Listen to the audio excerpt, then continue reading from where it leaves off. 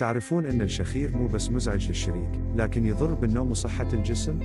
الدراسات تقول أن نزول نسبة الأكسجين بالدم وقت النوم يسبب تعب مزمن ويأثر على التركيز والذاكرة. حوالي 40% من الرجال و24% من النساء يعانون من الشخير بشكل يومي.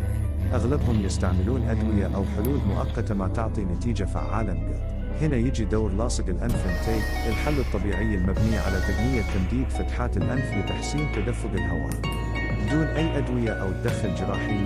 علمياً، توسيع فتحات الأنف بنسبة بين 30 و 50% يقلل المقاومة الهوائية ويزيد نسبة الأكسجين عند الشهيق، وبهالطريقة ينقص الشخير مقط. لاصق انتيك مصنوع من مادة طبية لاصقة ثابت على البشرة وما يتحرك حتى لو تقلبت أو عرقت، ويشتغل طول الليل مقط. من أول ليلة بتحس بالفرق، نوم أعمق، صباح أكثر نشاط، وشريك حياتك ياخذ راحته بعد مقط. اطلب لاصق الأنف نفاس انتيك اليوم بالكويت وتمتع بنوم هادن وصحة أفضل.